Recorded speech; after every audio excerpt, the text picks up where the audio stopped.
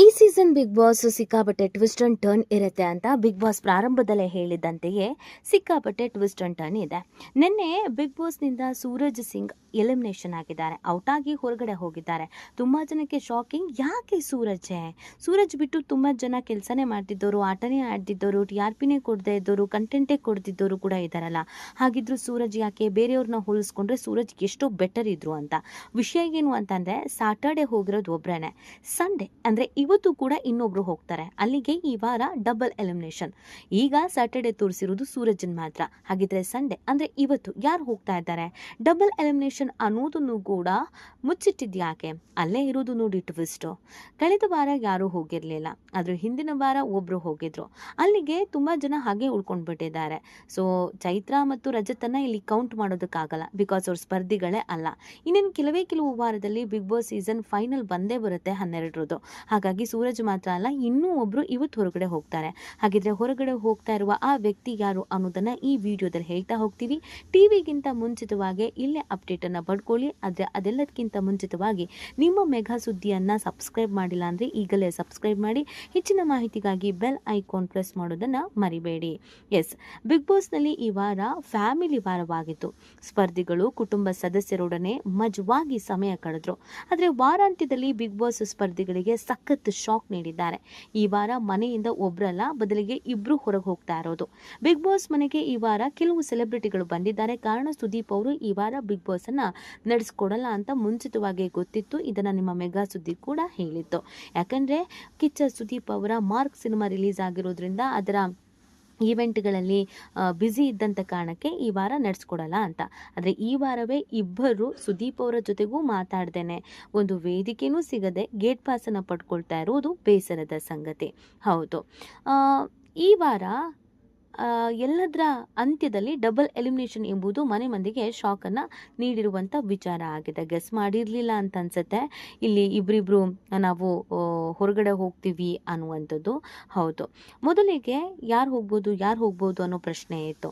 ಸೂರಜ, ಧ್ರುವಂತ, ಸ್ಪಂದನನ ಅಥವಾ ರಾಶಿಕಾನ, ಯಾರು ಹೋಗ್ತಾರೆ ಅಂತ ಕಾಯ್ಕೊಂಡು ಕೂತವರಿಗೆ ಸ್ವಲ್ಪ ಹೊತ್ತು ಬಿಟ್ಟು ನಂತರ ಸೂರಜ್ ಹೊರಗೆ ಹೋಗಿದ್ದು ತುಂಬಾ ಶಾಕಿಂಗ್ ಅಂತ ಅನಿಸ್ತು.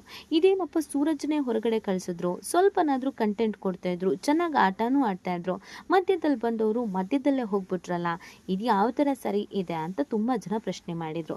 ಅದಲ್ದೇನೆ ಸೂರಜ್ ಅಭಿಮಾನಿಗಳು ಸೇರಿದಂತೆ ಕೆಲವರು ಇದು ತುಂಬಾನೇ ಅನ್ಯಾಯ, ಸ್ಪಂದನ ಏನ್ ತಾನೇ ಆಟ ಆಡ್ತಾ ಇದ್ದಾರೆ, ಒಂದ್ ಸ್ವಲ್ಪನೂ ಆಟ ಆಡ್ತಾ ಇಲ್ಲ, ಬಂದಲ್ಲಿಂದ ಸುಮ್ಮನೆ ಇದ್ದಾರೆ, ಆದ್ರೂ ಕಲರ್ಸ್ ಅವರು ಬೇಕು ಅಂತಾನೆ ಸ್ಪಂದನ, ಧನುಷ್ ಇವರನ್ನೆಲ್ಲ ಇಟ್ಕೊಂಡಿದ್ದಾರೆ.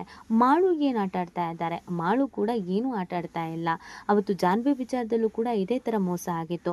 ಬೇರೆಯವರು ಆಟ ಆಡದೆ ಇದ್ರೂ ಜಾನ್ವಿನ ಕಳಿಸ್ಬಿಟ್ರು. ಈಗ ನೋಡಿದ್ರೆ ಸೂರಜನ್ ಕಳಿಸ್ತಾ ಇದ್ದಾರೆ. ಇದು ನಿಜವಾಗ್ಲೂ ಕೂಡ ಅನ್ಯಾಯ ಅಂತ ತುಂಬಾ ಜನ ಹೇಳಿದ್ರು. ಇಲ್ಲೇ ಇರೋದು ನೋಡಿ ಟ್ವಿಸ್ಟ್. ಪ್ರತಿ ಸೀಸನ್ ಅಲ್ಲೂ ಕೂಡ ಸಂಡೇ ಒಬ್ರು ಹೊರಗಡೆ ಬರ್ತಾ ಇದ್ರು, ಅವರನ್ನ ಕಿಚ್ಚ ಸುದೀಪ್ ಅವರು ಮಾತಾಡಿಸ್ತಾ ಇದ್ರು, ಆಮೇಲೆ ಕಾರ್ಯಕ್ರಮವನ್ನ ವೈಂಡ್ ಅಪ್ ಮಾಡ್ತಾ ಇದ್ರು.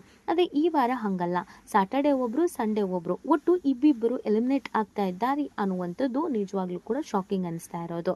ಎಲ್ರು ಏನ್ ಗೆಸ್ ಮಾಡಿದ್ರು, ಸೂರಜ್ ಮಾತ್ರ ಯಾಕೆ, ಸೂರಜ್ ಜೊತೆಗೆ ಇನ್ನೂ ಬರಬೇಕಾಗಿತ್ತು ಅಥವಾ ಸೂರಜ್ ಅಲ್ಲೇ ಇರಬೇಕಾಗಿತ್ತು, ಆ ವ್ಯಕ್ತಿ ಬರಬೇಕಾಗಿತ್ತು ಅಂತ ಹೇಳಿದ್ರು. ಹಾಗೇನೆ ಸ್ಪಂದನ ಕೂಡ ಬಿಗ್ ಬಾಸ್ ಮನೆಯಿಂದ ಹೊರಗಡೆ ಬಂದಿದ್ದಾರೆ ಅನ್ನುವಂಥ ಸುದ್ದಿ ಇದೀಗ ಸಾಮಾಜಿಕ ಜಾಲತಾಣದಲ್ಲಿ ಸಿಕ್ಕಾಪಟ್ಟೆ ವೈರಲ್ ಆಗಿದೆ. ಹೌದು, ಈ ವಾರ ಬಂದಿದ್ದು ಒಬ್ರಲ್ಲ, ಇಬ್ರು. ಯಾಕಂದ್ರೆ ಈಗಾಗಲೇ ಮನೆ ತುಂಬ ಜನ ಇದ್ದಾರೆ, ಇದ್ದವ್ರು ಹಾಗೆ ಇದ್ದಾರೇನೋ ಅಂತ ಅನಿಸ್ತಾ ಇದೆ. ಹೊರಗಡೆ ಹೋಗಬೇಕಾದವರು ಒಳಗಿರಬೇಕಾದವರು ಹೊರಗಡೆ ಬರ್ತಾ ಇದ್ದಾರೆ. ಇದು ನಿಜವಾಗ್ಲೂ ಕೂಡ ದೊಡ್ಡ ಅನ್ಯಾಯ ಅನ್ನೋದನ್ನು ತುಂಬ ಜನ ವಾದ ಮಾಡಿದರು. ಆದರೆ ಬಿಗ್ ಬಾಸ್ ಎಲ್ಲವನ್ನ ಅಳೆದು ತೂಗಿ ಟ್ವಿಸ್ಟ್ ಮೇಲೆ ಟ್ವಿಸ್ಟ್ ಇಟ್ಟು ಜನ ಬೈಕೊಂಡು ಆಮೇಲೆ ಅಯ್ಯೋ ಇವರು ಹೋಗ್ಬಿಟ್ರಾ ಅಂತ ಯೋಚನೆ ಮಾಡಬೇಕು ಅಂತಾನೆ ಇವತ್ತು ಅಂದರೆ ಸಂಡೆಯ ಎಪಿಸೋಡ್ನಲ್ಲಿ ಸೂರಜ್ ಮಾತ್ರ ಅಲ್ಲ, ಇನ್ನೂ ಒಬ್ಬರು ಮನೆಯಿಂದ ಹೊರಗಡೆ ಬರ್ತಾ ಇದ್ದಾರೆ ಅಂತ ಹೇಳಿ ಹೊರಗಡೆ ಸ್ಪಂದನ ಅವರನ್ನು ಕರೆಸ್ಕೊಳ್ತಾರೆ. ಆ ವಿಡಿಯೋ ಟೆಲಿಕಾಸ್ಟ್ ಆಗುತ್ತೆ ಅನ್ನುವಂಥ ಸುದ್ದಿ ಸಾಮಾಜಿಕ ಜಾಲತಾಣಗಳಲ್ಲಿ ಸಿಕ್ಕಾಪಟ್ಟೆ ವೈರಲ್ ಆಗ್ತಾ ಇದೆ. ಅಲ್ಲಿಗೆ ಸ್ವಲ್ಪ ಮಂದಿ ತೃಪ್ತಿವನ್ನ ವ್ಯಕ್ತಪಡಿಸ್ತಾ ಇದ್ದಾರೆ. ಕಾರಣ, ಸ್ಪಂದನ ಮೊದಲ ದಿನದಿಂದ ಇಲ್ಲಿವರೆಗೂ ಸುಮ್ಮನೆ ಉಳ್ಕೊಂಡಿದ್ದಾರೆ. ಕಲರ್ಸ್ ಕನ್ನಡದ ಕೃಪಾ ಕಟಾಕ್ಷ, ಕಲರ್ಸ್ ಕನ್ನಡದ ಮನೆ ಮಗಳು ಅಂತ ಅವರು ಉಳಿಸ್ಕೊಂಡಿದ್ದಾರೆ. ಹಾಗೆ ನೋಡಿದ್ರೆ ಅವರು ಗೇಮಲ್ಲೂ ಅಂತ ಹೇಳ್ಕೊಳ್ಳೋಂಥ ಆಟ ಆಡ್ತಾ ಇಲ್ಲ, ಕಂಟೆಂಟ್ ಕೂಡ ಕೊಡ್ತಾ ಇಲ್ಲ. ಆದ್ರೂ ಕೂಡ ಅವ್ರು ಇಲ್ಲಿವರೆಗೂ ಬಂದಿರೋದೇ ಆಶ್ಚರ್ಯ ಅಂತ ಇದನ್ನ ಕೆಲವು ಸ್ಪರ್ಧಿಗಳು ಕೂಡ ಹೇಳಿದ್ದುಂಟು. ಜಾನ್ವಿ ಇದನ್ನ ಹೇಳೇ ಕೆಂಗಣ್ಣಿ ಗುರಿಯಾಗಿದ್ದು ಉಂಟು. ಹಾಗಿದ್ರೂ ಕಲರ್ಸ್ ಕನ್ನಡದವರು ಸ್ಪಂದನನ್ನ ಇಲ್ಲಿ ತನಕ ಉಳಿಸ್ಕೊಂಡಿದ್ದು ತುಂಬಾ ಜನಕ್ಕೆ ಆಶ್ಚರ್ಯ ಆಗಿತ್ತು. ಆದ್ರೆ ಇದೀಗ ಸ್ಪಂದನ ಮತ್ತು ಸೂರಜ್ ಇಬ್ರು ಈ ವಾರ ಬಿಗ್ ಬಾಸ್ ಮನೆಯಿಂದ ಹೊರಗಡೆ ಬಂದಿರುವಂತವ್ರು ಅನ್ನೋದ್ರ ಬಗ್ಗೆ ಮಾಹಿತಿ ಸಿಗ್ತಾ ಇದೆ. ಅಲ್ಲಿಗೆ ಜನ ಏನನ್ನು ಬಯಸಿದ್ರೋ ಅದೇ ತರ ಸ್ಪಂದನ ಹೊರಗಡೆ ಬಂದಿದ್ದಾರೆ ಅನ್ನೋ ಸುದ್ದಿ ಕೆಲವರಿಗೆ ಸಮಾಧಾನ ತರಿಸಿದೆ. ಆದ್ರೆ ಇನ್ನು ಕೆಲವರು ಸ್ಪಂದನ ಇರಬೇಕಾಗಿತ್ತು, ಇಲ್ಲ ಸೂರಜ್ ಆದ್ರೂ ಇರಬೇಕಾಗಿತ್ತು, ಅದನ್ನ ಹೊರತುಪಡಿಸಿ ಇನ್ಯಾರಾದ್ರೂ ಹೊರಗಡೆ ಕಳಿಸ್ಬೋದಿತ್ತು ಅಂತ ಮಾತಾಡ್ತಾ ಇದ್ದಾರೆ. ಬಿಗ್ ಬಾಸ್ನ ಲೆಕ್ಕಾಚಾರ ಏನಿದೆಯೋ ಗೊತ್ತಿಲ್ಲ. ಮುಂದಿನ ವಾರ ಮಿಡ್ ನೈಟ್ ಎಲಿಮಿನೇಷನ್ ಇದೆ. ಮಧ್ಯರಾತ್ರಿಯಲ್ಲಿ ಯಾರನ್ನು ಎಬ್ಬಿಸ್ಕೊಂಡು ಕರ್ಕೊಂಡು ಬರ್ತಾರೋ ಗೊತ್ತಿಲ್ಲ.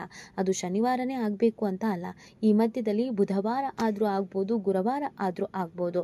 ಮಧ್ಯದಲ್ಲಿ ಮಿಡ್ ನೈಟ್ ಅಲ್ಲಿ ಒಬ್ರನ್ನ ಎಬ್ಬಿಸ್ಕೊಂಡು ಹೊರಗಡೆ ಕರ್ಕೊಂಡು ಬರ್ತಾರೆ. ಸೊ ಅಲ್ಲಿಗೆ ಬಿಗ್ ಬಾಸ್ ಮನೆಯಲ್ಲಿ ಸ್ವಲ್ಪ ಮಂದಿನೇ ಖಾಲಿ ಆಗ್ತಾ ಬರಲಿದ್ದಾರೆ. ಕೊನೆಯದಾಗಿ ಉಳ್ಕೊಳ್ಳೋದು 4ರಿಂದ 5 ಜನ.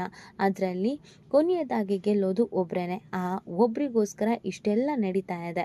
ಈಗಾಗ್ಲೇನೆ ಬಿಗ್ ಬಾಸ್ ವಿನ್ನರ್ ಗಿಲ್ಲಿ ಅನ್ನೋದು ಎಲ್ರಿಗೂ ಗೊತ್ತಿದೆ.